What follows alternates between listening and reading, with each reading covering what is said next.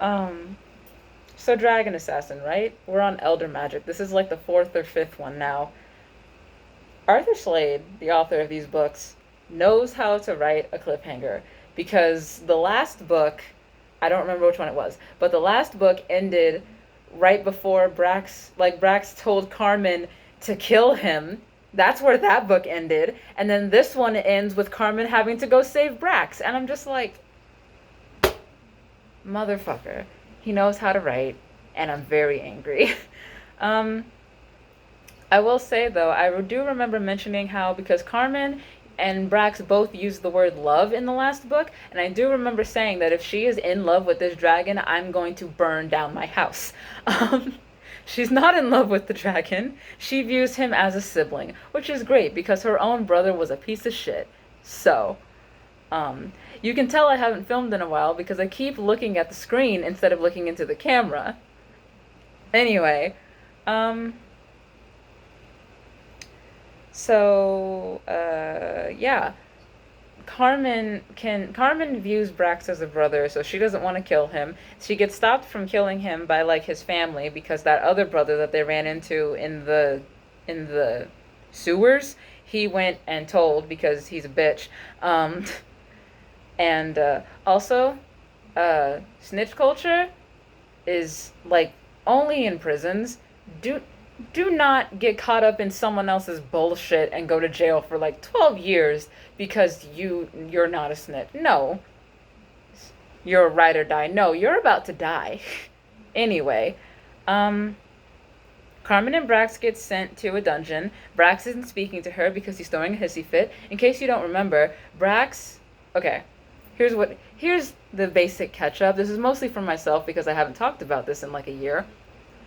Brax ended up in human territory in a cave. The reason he was in human territory is because he got exiled from his land because he accidentally killed his sister.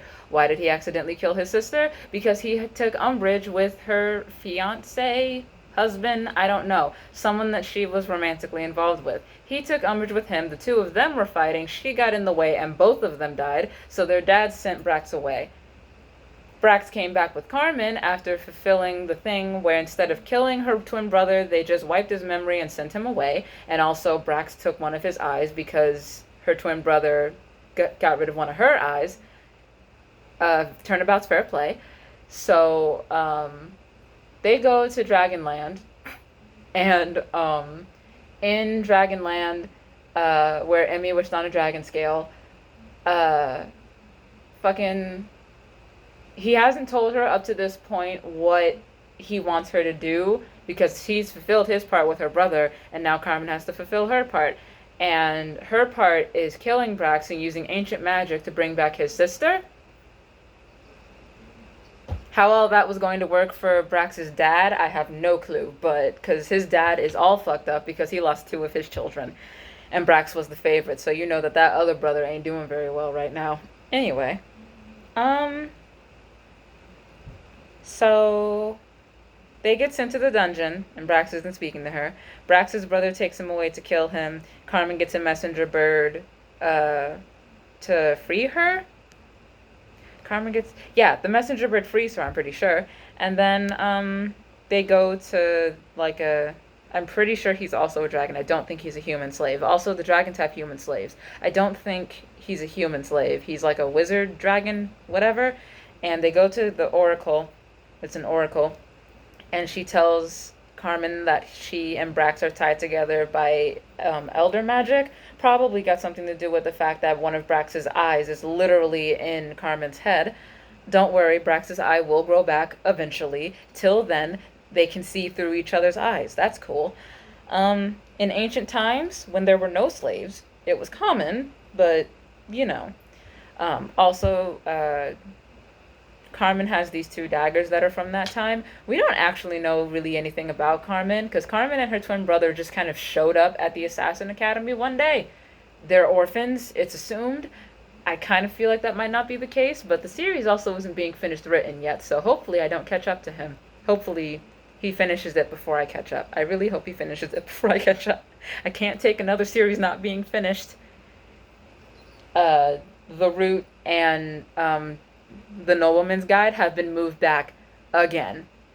Anyway, um, so she needs to save Brax, and also for some reason she has this a soul stone that has Brax's sister's soul in it. I It would really help if I knew the other dragons' names, but I really don't. I just know Brax's name. Anyway, um, oh, here's one. The brother who took Brax to go kill him, his name is Cone, like the bear from Bleach, spelled exactly the same way. And he got ambushed, and Brax got taken away to some other place. So now the two of them are going to go help Brax. Cone says that he's not going to end up liking him, but like Cone from Bleach, he's probably going to end up liking Carmen. Um, that's where the book ends, by the way. So angry. I was so livid when that happened. But let's be honest, I'm just really pleased that there's no romance. Because if they're, like, you can be a scaly all you want. Look at my fucking ears. You can be a scaly all you want, but I draw the line at fucking actual dragons. So because I need to at least make 10 minutes, does that make me an actual YouTuber? The fact that I'm acknowledging the fact that I need these videos to be at least 10 minutes long. I got Alice in Wonderland, like a cute version. It's pink, and when I do Alice Through the Looking Glass, I'll show it to you. But it's all pink, and it's got like a leather cover and shit, and that fun book smell. Um, Alice in Wonderland is by Lewis Carroll, and it came out in 1865. Yes, that is the same year that the Civil War ended. It's children's literature, and no, we're not going to talk about how Lewis Carroll is probably a pedophile. So we all know the story. So just like minor details that I noticed that typically get left out in the movies. Say what you want about Tim Burton. Say what you want about Johnny Depp. I love that first movie. I love the aesthetic because I went through my emo phase circa 2010 and I never left. Anyway, so like Alice follows the rabbit due to boredom, not any sort of urgency apparently. And she's very calm when she's falling through the rabbit hole, like that scene in Spy Kids 2 where after a while of the falling they just fuck it. She talks to herself like a lot. And I don't think children cry as much as Alice does. Like, because I'm pretty sure it's implied that Alice is kind of crying for no reason, and I really don't think children above a certain age cry that much for no reason. It didn't come across that Alice was a spoiled brat, so she meets a mouse in her sea of tears, and they go to the other animals to dry off, and he tells her a story for some reason. And my version of Alice in Wonderland is a picture book. I don't know if all versions of Alice in Wonderland are a picture book, but mine is a picture book. The pictures make Alice look like Annabelle. Like from the movies, the horror movies, she looks like Annabelle the doll. And like this book is supposed to like have morals, at least from the movies and from like even the Disney movie. It seems like Alice is supposed to be gaining morals. I don't really get that image. It's less a violent drug-induced LSD trip than those movies are. Even the Disney movie. Like the Disney movie is kind of an LSD trip. I keep pointing because all of my shit is over there. The Tim Burton version is more like you had LSD, and then to try and bring yourself down for some reason, you drank coffee. It didn't work, obviously. Yeah. Alice is unsure who she is anymore because of her bad trip. She is told to get the rabbit's gloves, and she drinks someone else's shit with her Goldilocks ass and grows very large. And she meets a caterpillar, and people kept telling her to keep her temper, which shouldn't seem very angry. It seems like all the creatures are really easily angered, but whatever, I guess. I wasn't clear on what was happening in this book. The Hare and the Hatter are like the next people that she meets, and ironically, that's the first part of the book that I could follow.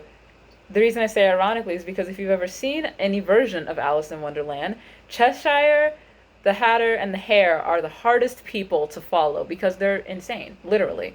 That's the Hatter's whole thing. Because, in case you don't know, the reason the Mad Hatter is mad is because actual hatters, like I believe they're called haberdasheries, where you could like buy a hat in the olden times, they used mercury on their hats, And I don't know if you know very much about the element of mercury, but humans should not have that much exposure to the element of mercury. Um, Alice is quite an annoying child. She interrupts people and questions things that really aren't that important. And like, she's like a little when a little kid has no imagination. Cause like when a little kid asks you why the stoplight is red, then you have to contemplate life for the next 20 minutes. Alice just asked like the dumbest shit. Alice in one version of the movies had the idea of painting the white roses red in order to please the Red Queen. That takes some level of imagination. I mean, the flowers probably died after that, but that takes some level of imagination. Um, yeah. I think this is also supposed to be her imagination, which like it's very random. Most kids like have like some level of organization to their imagination because notice if you ask a kid like to explain something, they can just keep going because you might not understand their organization, but they understand their organization.